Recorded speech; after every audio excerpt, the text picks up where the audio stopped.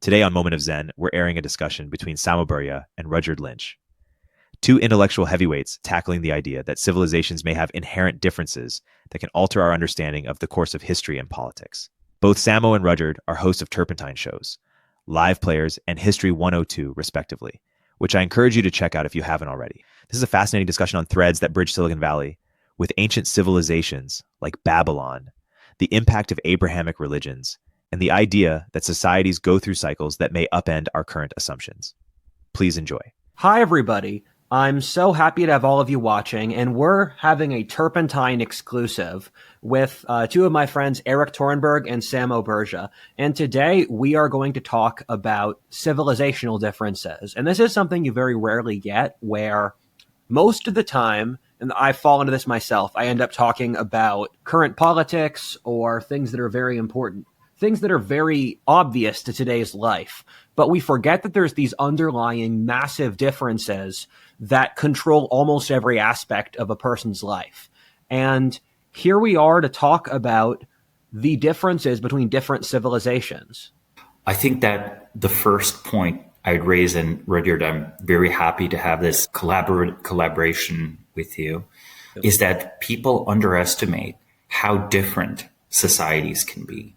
There is some truth to, let's say, a technological determinism of a broad kind. So there are some things that an agricultural civilization will have in common with a different agricultural civilization. So there are definitely parallels one could draw between the inundation-based irrigation agriculture of ancient Egypt and the society that forms there, and let's say high Middle Ages Europe with the plow, and even Mesoamerica with maize and, human sacrifice. But these things are also somewhat different, right? And I think that we lack usually this kind of imagination of what our own society could be. Because today, I would argue, we kind of have like 1.5 industrial civilizations around the world. So I think our imagination of what a civilization could be at our current technology level, how different it could be, is very limited, very narrow. But, looking back to at least the agricultural track record of the last 10,000 years, we see that, in fact, civilizations can develop in very, very different ways. I think the best way to start this, and the best way I personally found civilizational differences, is to see a non-Abrahamic society. Because Islam and the West they have a lot of differences, but if you just look at Islam or the West, you'll ignore that there are a certain amount of similarities, where a great example is only Abrahamic civilizations have a concept of linear time, in that every other society thinks time either doesn't exist or it's cyclical, where in India or China, they think that time is cyclical, that you always restart where you're going to go. And in African societies or a lot of other societies, they just don't have a concept of time, or didn't until European colonialism. And once you start looking at non-Abrahamic societies, and this is a big flaw that political types fall into, is that they assume things that are basically assumptions from Christianity are inherent truths of the universe that are obvious. Linear time's an example. Another example being equality of all people. Another example being progress. The idea that the meek are inherently good, or the oppressed are good, or that hierarchy is bad. These are all fundamentally originally Christian ideals. And oftentimes when you look at another culture, we are projecting ourselves. And when foreigners come to the West, they're not sharing how they differ, because it's not in their self-interest to do so. So you'll talk to an Indian or a Chinese person, and they won't say, in India, we don't have a concept. We think that reality is an illusion by the gods. In China, they won't say that we think hierarchy is an inbuilt part of society. But these are huge differences that you wouldn't know about.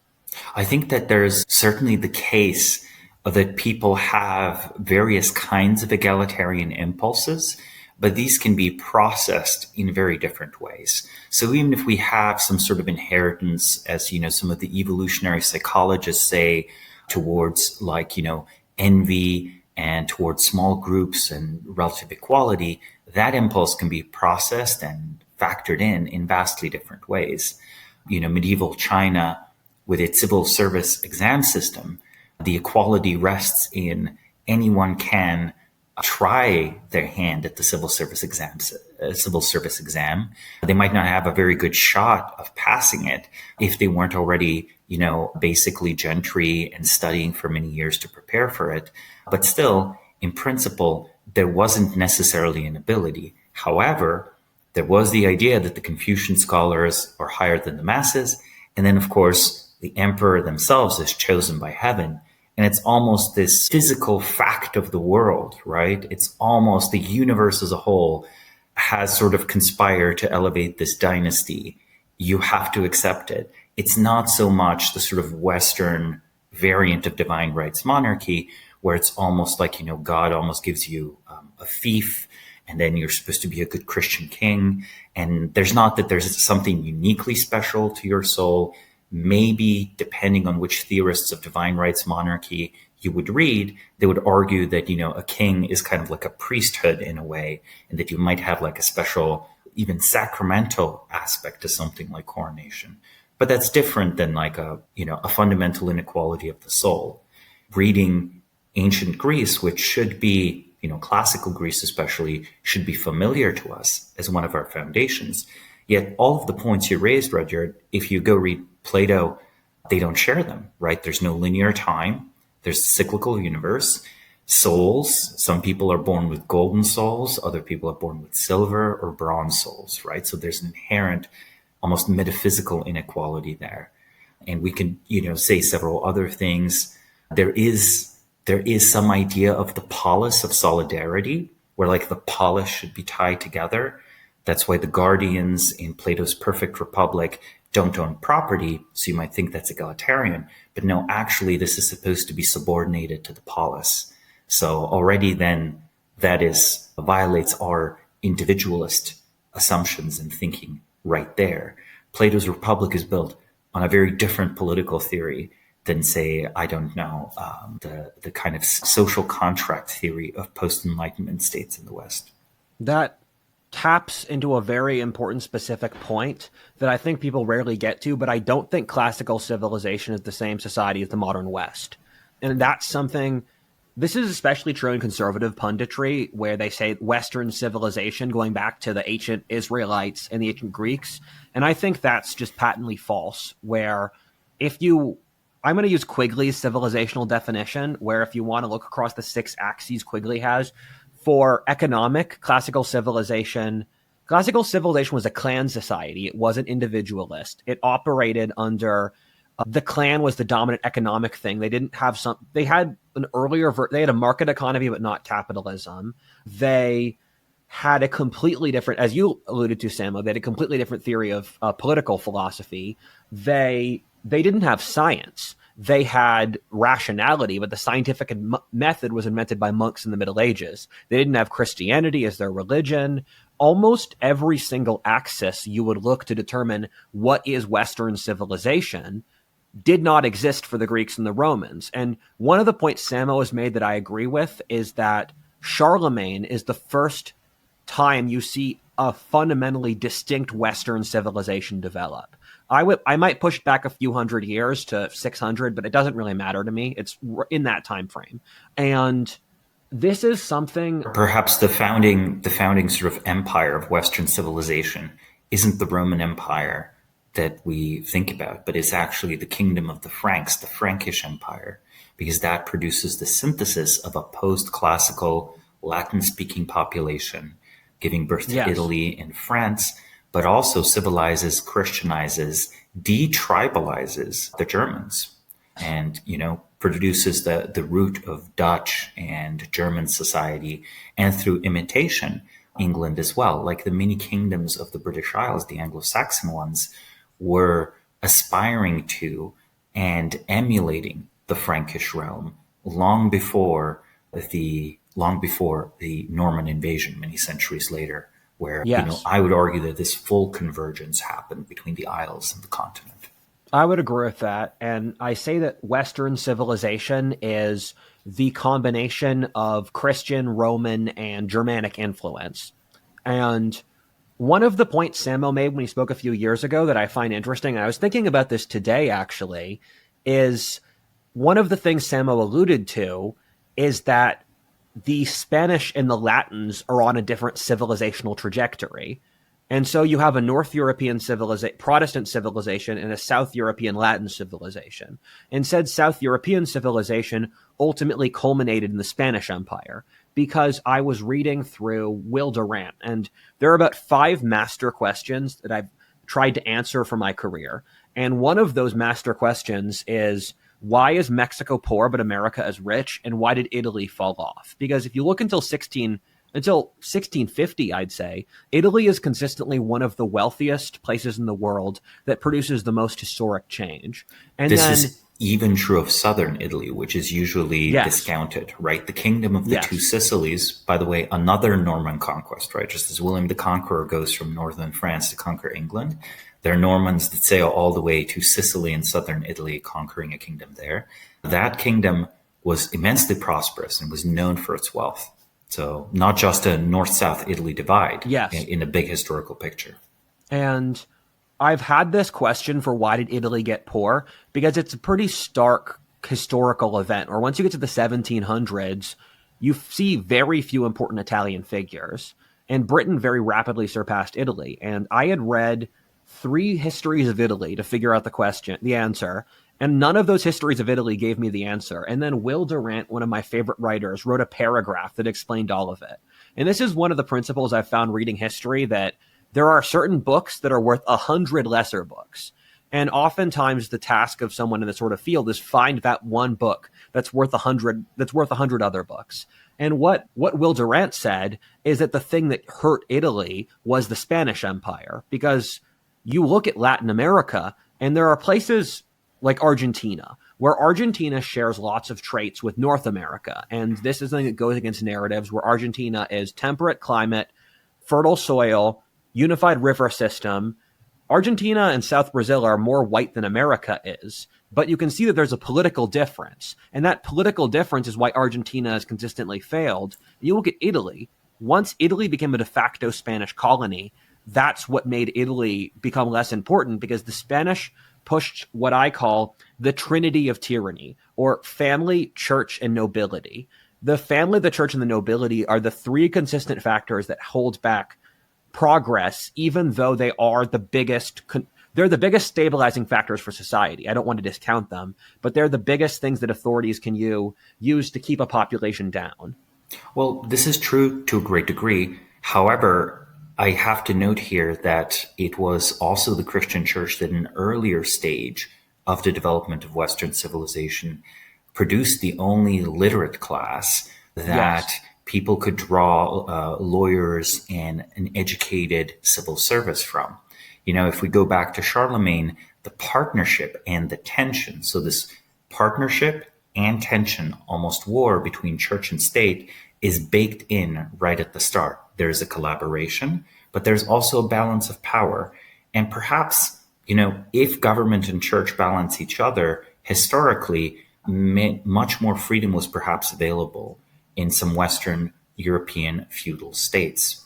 Yes. Now, to say just a little bit more on it, Latin was promoted by Charlemagne as a language that should be studied, and he funded the creation of numerous monasteries, churches, Latin schools. There was a revival of the use of Latin in the Frankish Empire. And we can continue this trend perhaps in the Protestant offshoot of Western civilization, where eventually it's not enough that the priest should learn Latin and be able to read the Bible in Latin. Perhaps everyone should. And by the way, in the early Middle Ages, it's not a given that your priest is literate. So we tend to think of Christianity as necessarily a literate religion, but in many places, priests were just not even priests were educated. The sort of retreat of literacy from the classical era was truly immense, right? Going from a population that was 80% literate to a population that was like maybe 2% literate, 1% literate, and then slowly inching upward through the Middle Ages. Interesting. The Roman Empire was 80% literate? I've seen estimates of the type, but it is difficult since we have a bias here. We have a bias towards the urban population of the empire. Perhaps it was 30% literate, or perhaps it was 80%. There are differences in estimates. However, if you go to a major city, Roman city, you're not just going to find graffiti where it's a sort of a cartoon, an unflattering cartoon of Julius Caesar. There'll be graffiti inscriptions, right? They'll be like, calling him a bastard or talking about his exploits or anti-political slogans. It only makes sense to do graffiti if everyone reads it, or if most people can read the graffiti, right? So that's like a good indication of that.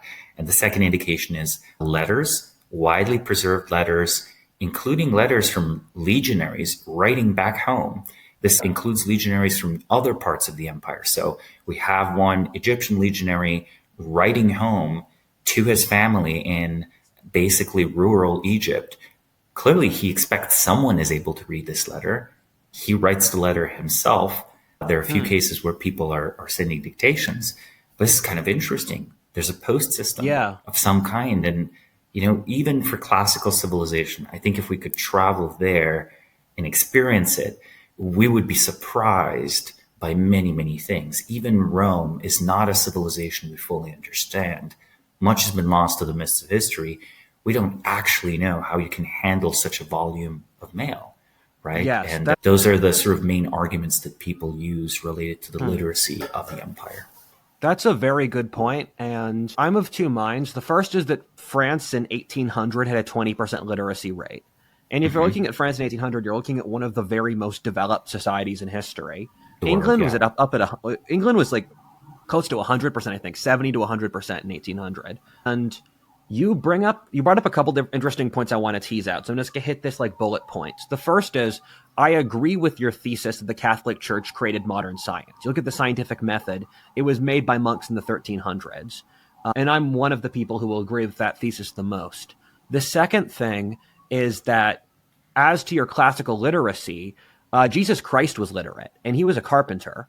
And so what that signifies is that the middle classes in the Roman Empire at least were literate. And for the third point, I think one of the biggest things people should know about history is whatever thesis you have about a particular era of history is true, but the opposite's also true. And an example of this that I like to use because it just shatters people's conceptions of history is that people would have sex in public in the Middle Ages.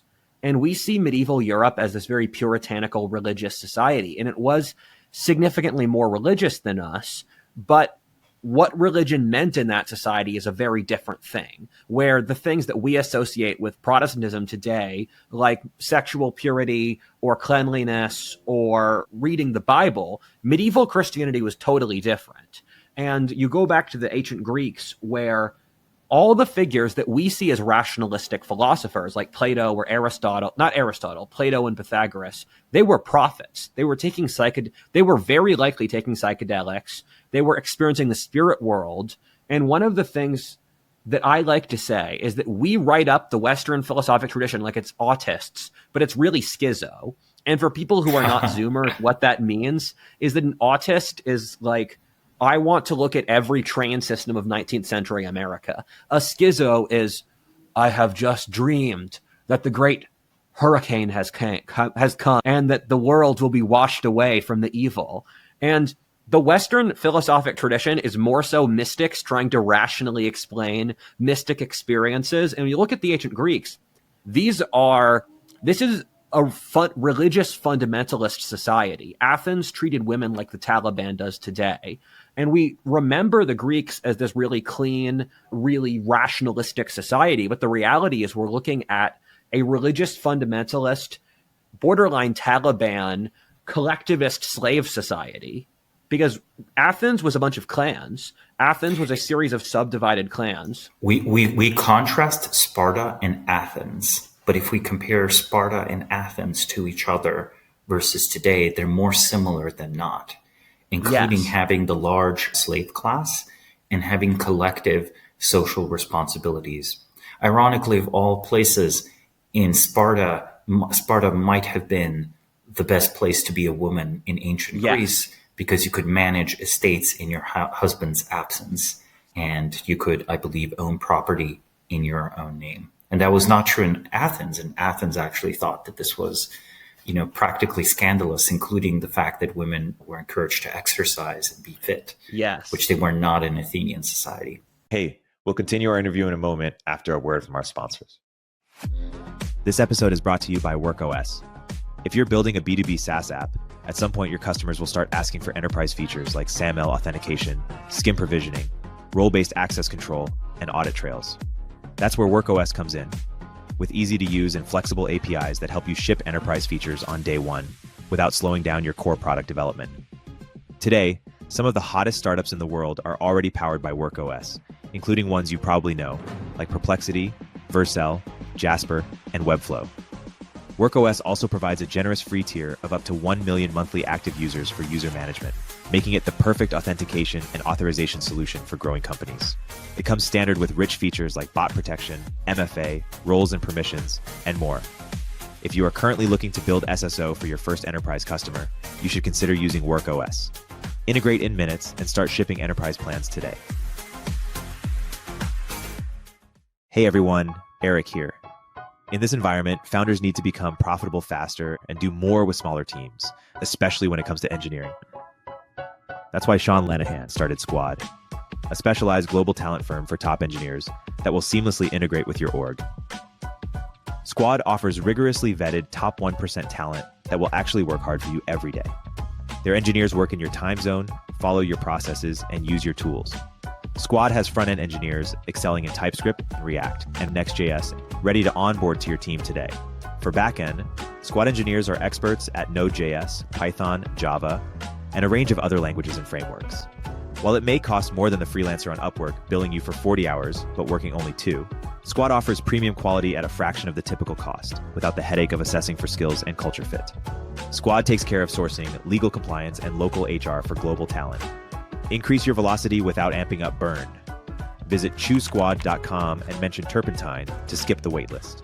I'm curious, Samo, have you pulled on the pre-modern feminism rabbit hole where if you look, I get this from 19th century authors because post-1930 no one will write about, or post-1950 no one will write about it, but Athens had a feminist movement, Rome had a feminist movement, the Abbasid Caliphate in 1000 AD had a feminist movement, the Babylonians had a feminist movement. And I like using that because it's in the Babylonian one is interesting because I know of the other three and like their political significance up to including the point of being parodied, right?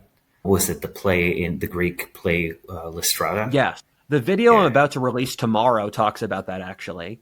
It's an anthropological study of the left. And I basically say, if you can use assembly women as, because the ancient, for those that don't know, Aristophanes wrote a play about a society where only women voted, and they made it a communist society where they broke down the family, there was no privacy, and then there was and they had sexual equality where you had to sleep with an ugly woman and sleep with a beautiful woman.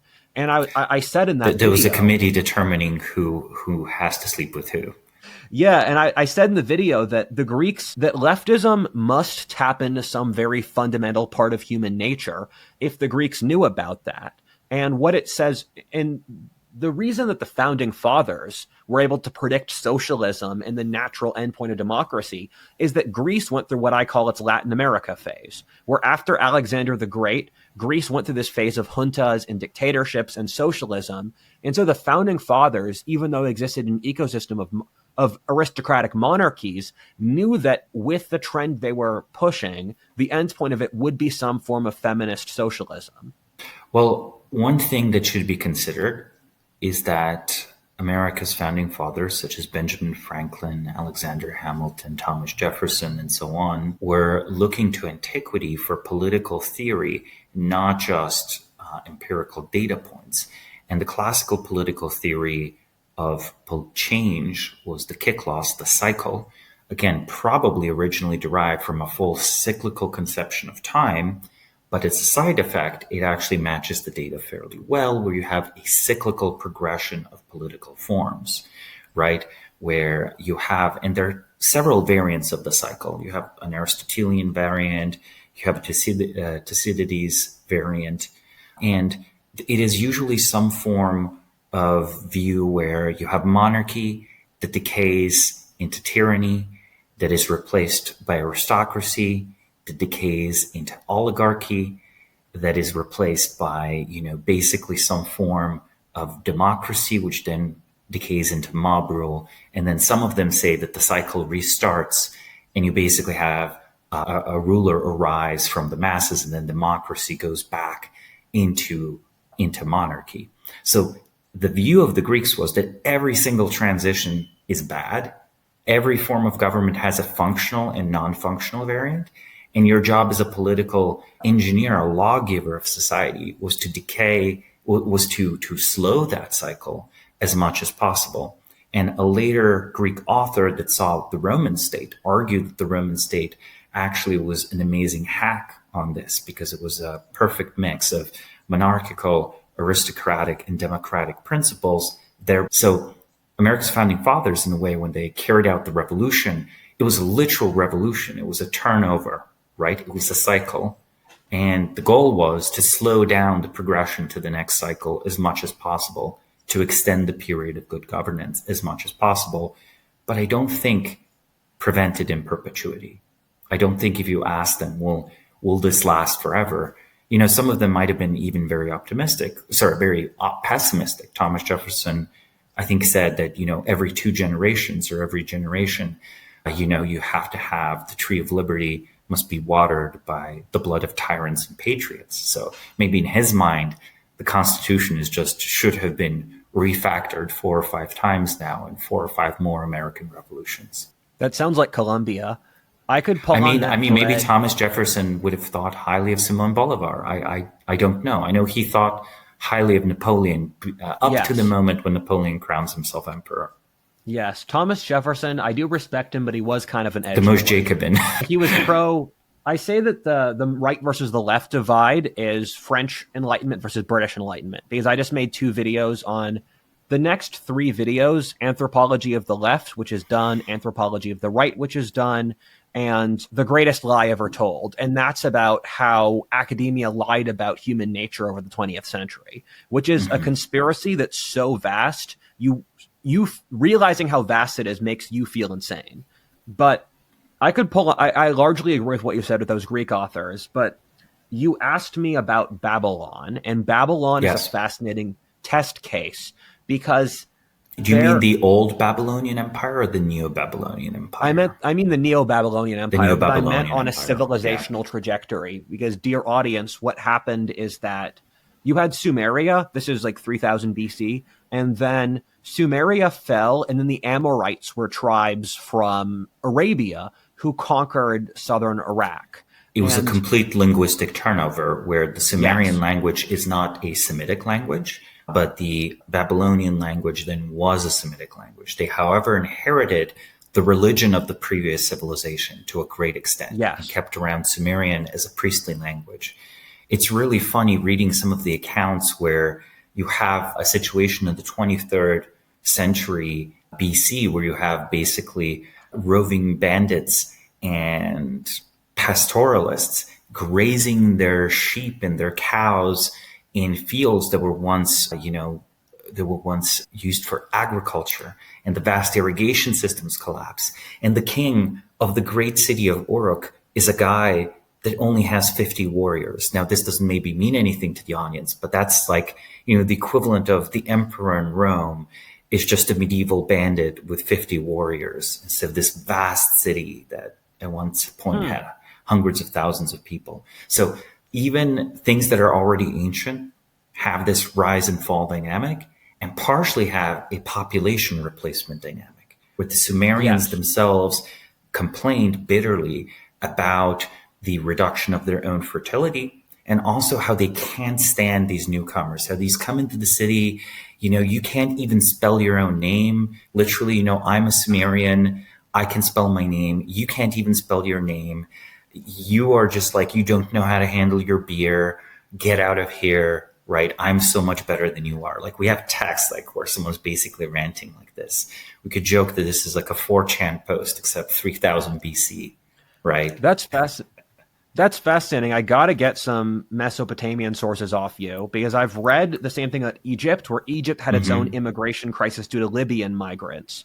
And I know that one of the great ironies of Mesopotamia is you see all these trends way older, where Mesopotamia faced a crisis of Syrian migrants and Syrian barbarians. And it's funny to think of Syria as a barbarian place because in the scope of civilization, Syria is one of the first places ever to get civilized. But there was a point when the only cities were Mesopotamia and Egypt and some hill forts in Canaan, and then the Syrian Aramaean barbarians. And we forget the Aramaeans. But well, we should imagine the Syria of the era to be much more like, Lebanon is the land of the cedar tree. Yeah. Forests were widespread. There were vast cedar forests in large parts of Syria and parts of Lebanon. And in these forests, I think we can safely infer from the very Epic of Gilgamesh, lived various wild people and wild tribes. So if you imagine forest barbarians fighting the occasional Egyptian and Sumerian logging expedition because they valued the very tall cedar trees, they were a very sought after source of wood. I think that's not an incorrect model of a certain period of Syrian history. Interesting. And then much later it desertifies, partially due to deforestation, partially due to existing climate change.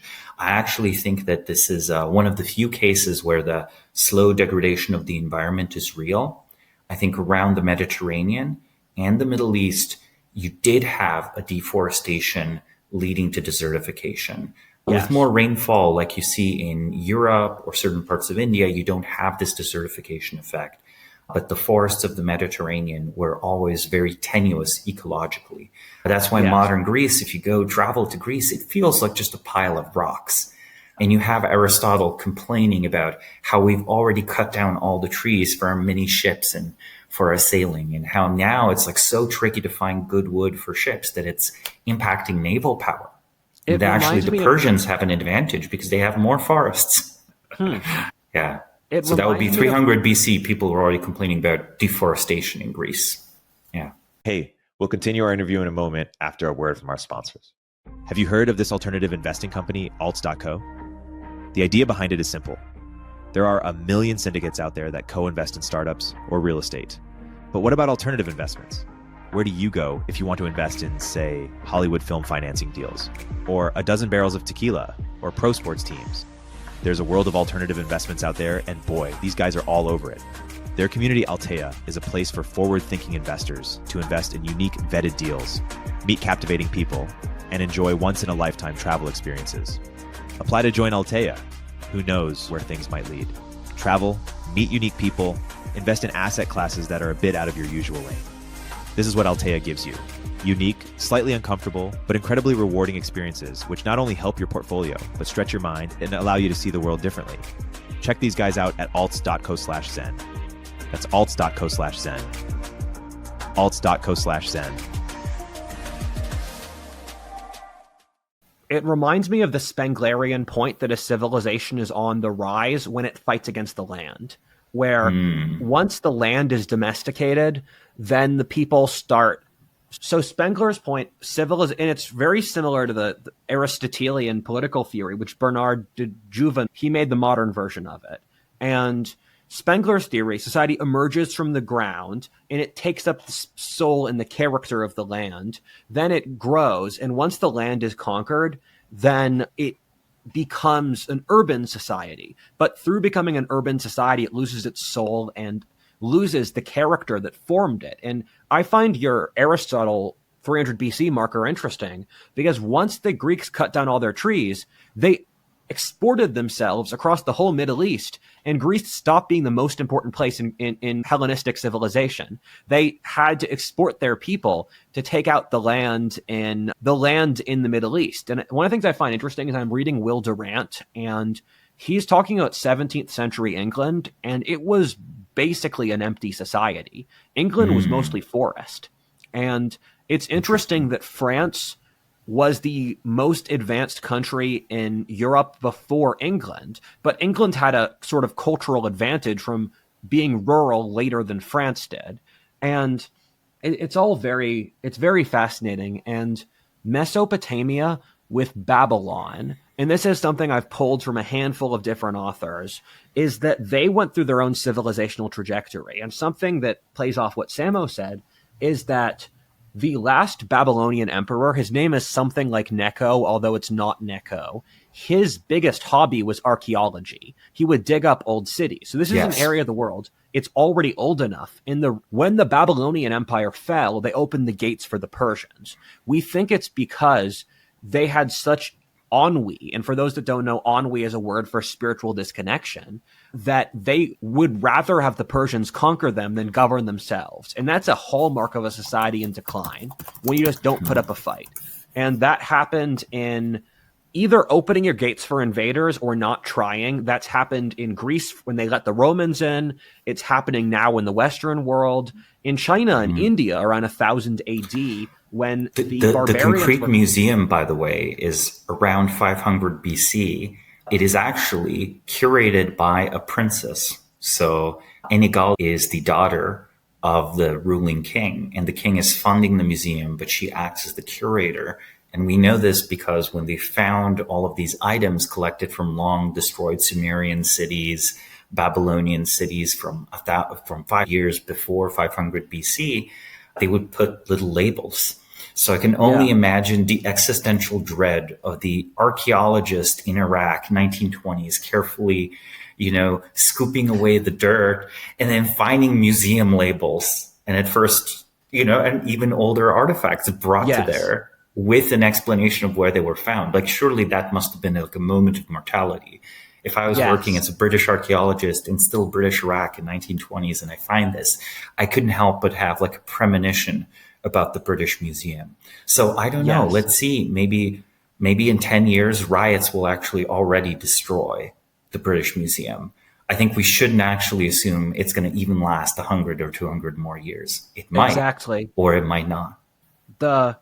With the Babylonians, at the end of Babylon, 3/4 of the population were slaves. And that's a really interesting anthropological phenomena I've found of how were there societies like Tsarist Russia or Thailand 300 years ago where 70% of people are slaves. It does happen in history. And Michael Hudson writes a lot about how debt slavery killed the ancient world.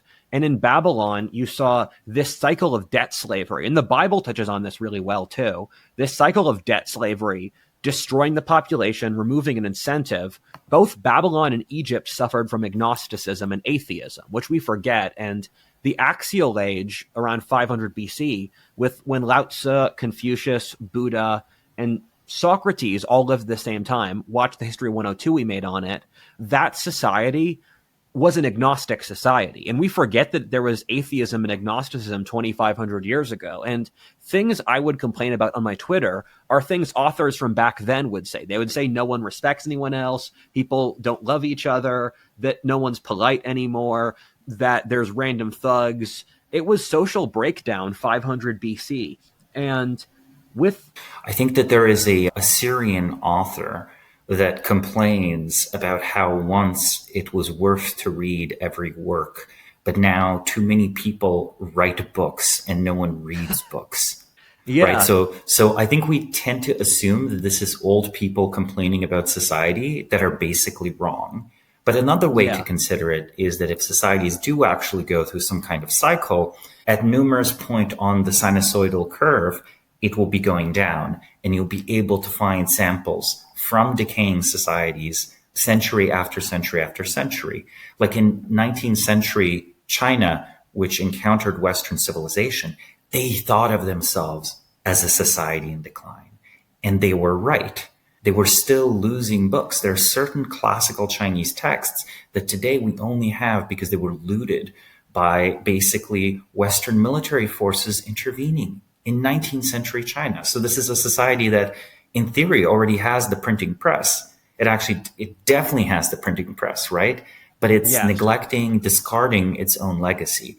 Now, right now, when China, I would argue, is a different civilization than what it was 200 years ago, I think the sort of trauma of the communist revolution and the cultural revolution created a new Chinese civilization. They're sort of rediscovering, but very, very selectively, the older legacy.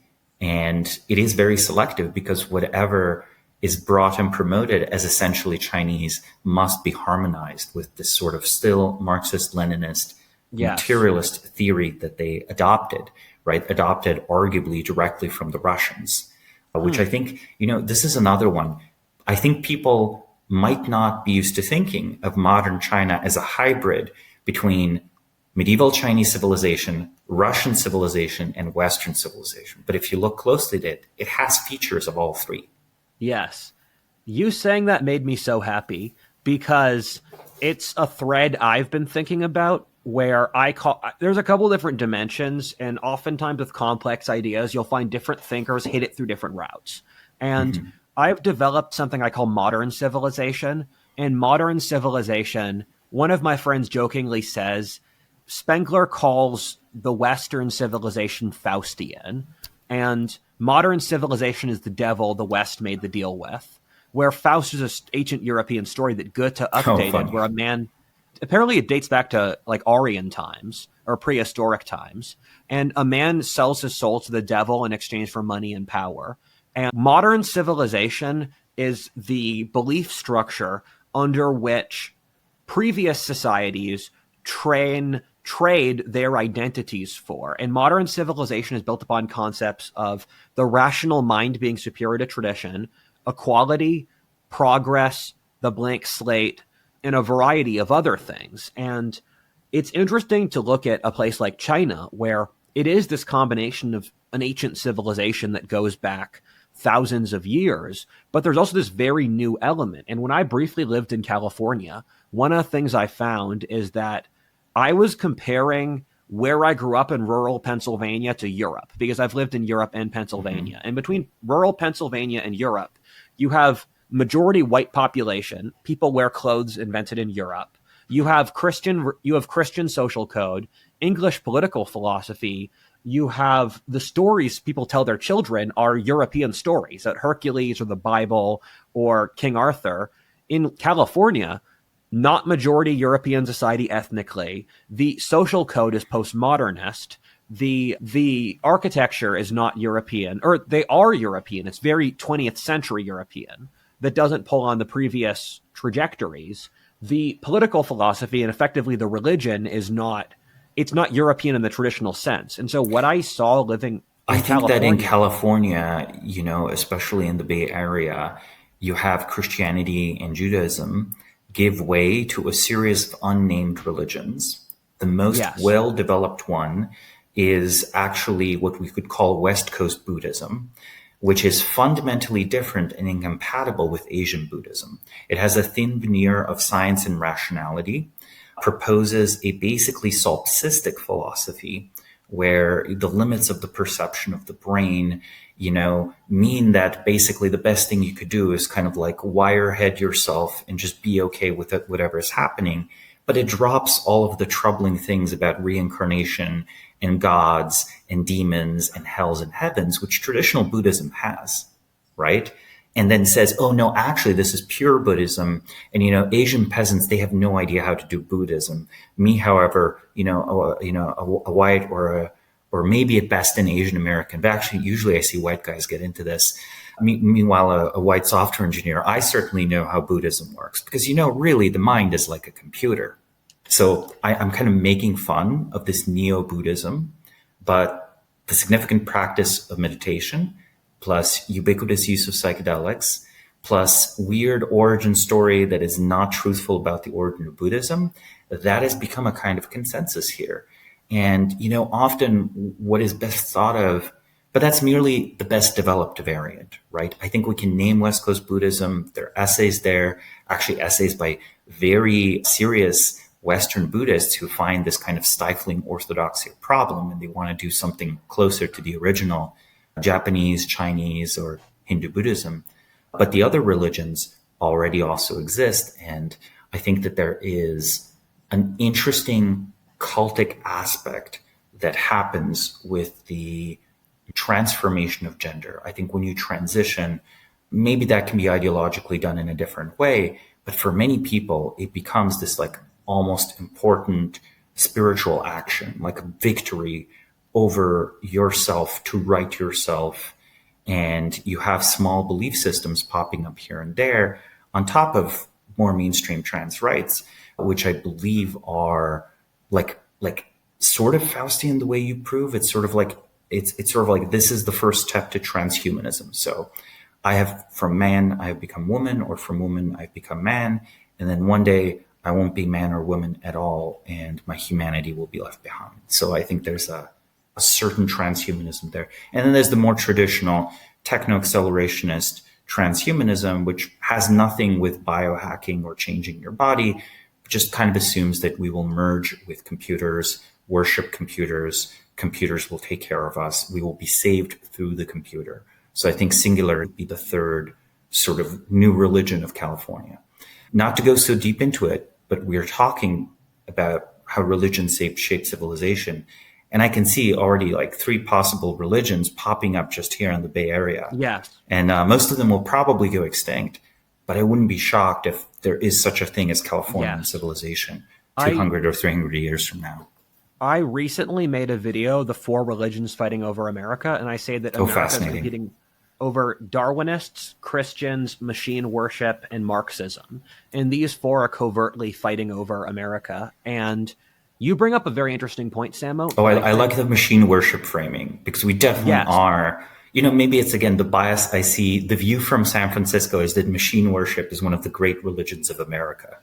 Yes. Right? And I'm not even completely unsympathetic to it. It's just I don't believe it'll personally save me. But some of my friends do. Right? They believe that before they die, the singularity will come. And then they're going to have a great life forever. I mean, Eric, you probably have many, many friends as well that just straightforwardly believe this. Do you believe it? I hate to interrogate you about your religion. How would you rephrase it? Oh, I would just phrase it as we might live forever if the singularity is soon enough. Like, I mean, to be fair, maybe, but, you know, is that how you would personally bet? We have friends who are personally betting this way as their survival and how they deal with existential dread of, you know, the knowledge of death. I would not bet on it. No. Okay, same. I wouldn't bet on it. I wouldn't say it's physically impossible, but I would say I wouldn't bet on it. Yeah, I think it's worth pursuing or worth trying to achieve, but it's not an inevitability for in my. But I think the way a lot of luminaries of Silicon Valley approach it is a little bit descended from Christianity, because it does promise personal salvation.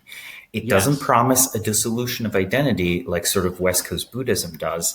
It sort of promises that I personally might survive if only I accelerate technology enough, or if only I figure out superintelligence, and then the rest of technological progress doesn't matter. The superintelligence, if aligned. Yeah. So if I summon a good demon or a good god rather than an evil god, then I will be rewarded and I'll get to, you know, I will live forever. And other people might too, but that's kind of not what I'm doing it. What's interesting is we also see people use that as a way to dismiss their arguments. When people talk about AGI, people will say, oh, that's just religious thinking. And I think that's a mistake too. I agree. Just because it is religious thinking or sort of has rhymes with certain religious tropes, it doesn't mean that it can't actually become true. Well, religions would have no power if they could not reshape society and the world. You know, if you're living as an Aztec and, you know, these funny people show up from Spain and they say, you know, our God has decreed that we will save you from your backwards demon worship. You're like, this is ridiculous. This is magical and religious thinking. But then those 400 dudes on horseback are coordinating with each other really well. And before you know it, you're their subject. So there's a political realization, but then there's also like a technological realization, right? Like, you know, I don't think we marvel enough at how crazy it was to argue that everyone should know how to read and that will happen one day. That as a religious duty, you should know how to read. Like, this was a profound transformation of what it means to be a human being, going from pre-literate to literate. And now possibly we're going post-literate. It's like you're almost a different organism. You can draw on lifetimes you never lived. Like Rudyard, you've probably drawn on 1,000 or 10,000 lifetimes if you read history. But anyone who's even read a biography of someone has drawn on more than one lifetime. And perhaps you would get the stories from your grandparents or from a tribal elder in a literate society, but you certainly couldn't get a fairly accurate account of, say, the life of Julius Caesar, or even the life of Steve Jobs. Steve Jobs is just at the point where the last people that knew him will like slowly start dying. So 50 years from now, he would have passed from verbal memory. But we have plenty of books on the guy. So if Silicon Valley wants to aspire to him 100 years from now, they'll be able to do so. And finally, also, the religions have successfully, transformed societies, and they have also successfully transformed nature. I think one of the more interesting points is that many religions have a terraforming aspect. Rudyard, I know you're familiar with Ethiopian Christianity. Do you two know that they basically plant a little forest around their churches? I had no idea. They often have this idea that there should be a representation of the Garden of Eden around. So you sometimes have these like little forests that you're not supposed to cut down around the churches. And these are supposed to evoke these Edenic qualities. So I found that a very interesting little tradition. And perhaps it seems like a trivial way to us. But, if Ethiopian Christianity was there for 2,000 years, I guarantee you that changes the ecosystem. Yes. This conversation opens up so many threads that I don't think we have time for. I could go into how a lot of trans and AI pulls on obscure mystic traditions, or I'm going to hold back. So what I'm hearing, we should do another episode. I would not be against that. Yeah. So I'm going to give you the cliffhanger, and then I'm going to hit 2 points I want to hit. So the cliffhanger is, if you look at AI and trans, it pulls from, and if you look at modern science too, all of these things pull from hidden esoteric teachings that go back thousands of years, which have been hidden from the public. Where science pulls from Hermeticism, and trans and AI pulls from elements of Gnosticism and other kinds of secret mystery associations. However, we will not get into that. And the point that the audience can go screw itself. We're the ones in charge. So, random guy listening in Florida, I want to know that I truly loathe you. You are a terrible person. That being said, I don't know who that is, but okay.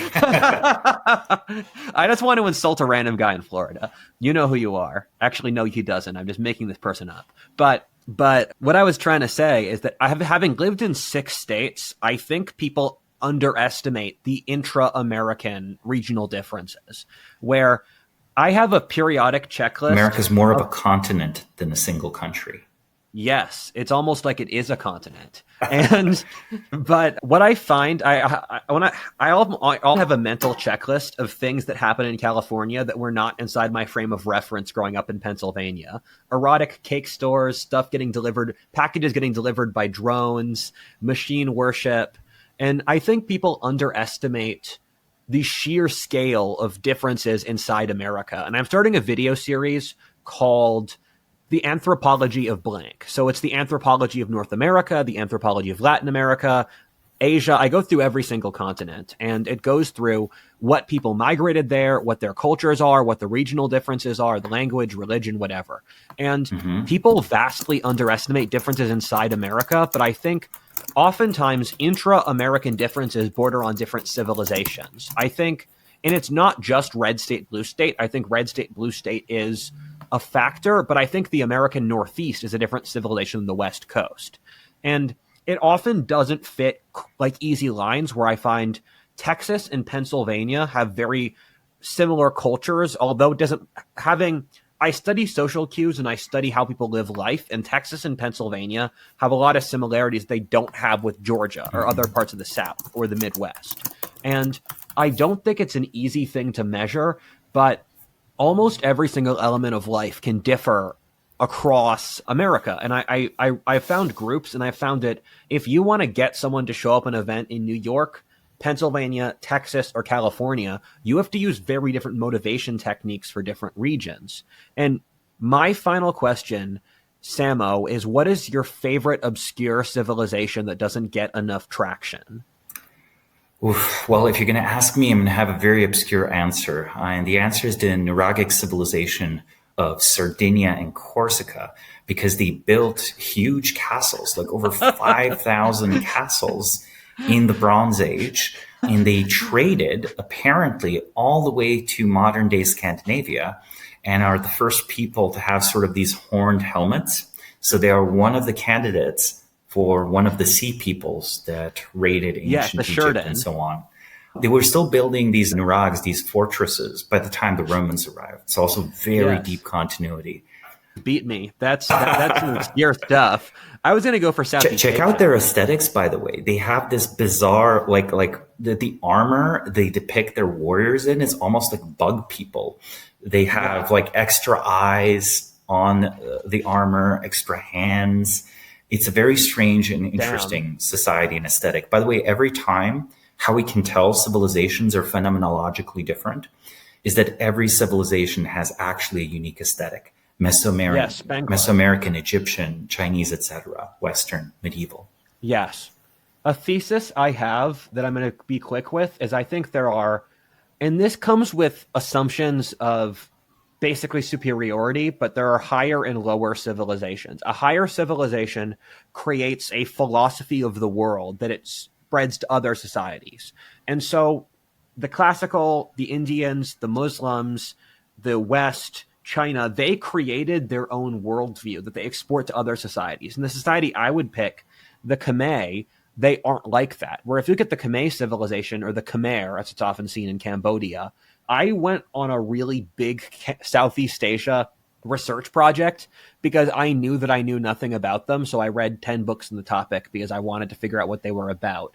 And one of my best friends, he was a professional anthropologist in Cambodia for many years. And he came back with a lot of interesting stuff where he said, the native peoples of Cambodia, they literally see magic in their daily lives. It's not even a question. They just see it. And well, perhaps we will converge with them too. With the use of artificial intelligence, we are, enchanting and changing the world around us. This is magic. It kind of is. And the thing with the Khmer that's interesting, and this is something people don't think about, is that legitimately a majority of their population were slaves. And they would literally use young women as a currency, where they would trade young women as a form of money, where like, I'll give you 5 sex slaves in exchange for lumber. And it's the Khmer built I think it might be the largest structure. It might be the largest structure in the world without, I'm sure the Soviets had some factory that was bigger, but under certain qualifications, it's the largest structure in the world, where Angkor Wat is just truly, truly vast. And it's in the jungle of Cambodia. And the Angkor civilization had their own civilization cycle where they also hit decadence, and they had a collapse in the 1200s comparable to the Mayan civilization collapse, where Angkor fell apart and then Thai barbarians came out of China. And the Thai people are actually from Yunnan in southwest China. And so it's interesting to see this society. And interestingly, the Angkor people are Hindu, which we forget. The Indians were the people who established civilization largely peacefully across all Southeast Asia. So they call it Greater India in old books, and they call the area around Champa, or modern Saigon, whatever they call it now, that Ho Chi Minh City, I think. Yeah, that was called Champa, and they call it Cochin, China, because Cochin's South India and there's China. And so it's this entire society that just people forget about. And Cambodia went through its own Poland-Lithuania phase, where Vietnam and Thailand gradually consumed all of Cambodia. So it went from the largest country in the region to being completely conquered by the time 1800. Cambodia was conquered in almost the exact same time scale as Poland-Lithuania was.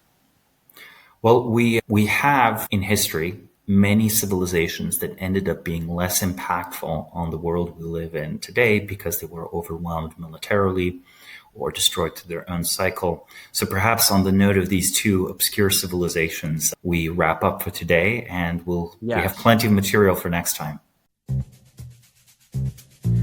Hey everyone, Eric here. At Turpentine, we're building the first media outlet for tech people by tech people. We're the network behind the show you're listening to right now. We have a slate of hit shows across a range of topics and industries, from our AI and investing cluster of podcasts to shows that drive the conversation in tech with the most interesting thinkers, founders, investors, and influencers, like Econ 102 with Noah Smith. We're launching new shows every week, and we're looking for industry-leading sponsors. If you think that might be you and your company, email me at ericaturpentine.co. That's ERIK at turpentine.co, and let's partner together.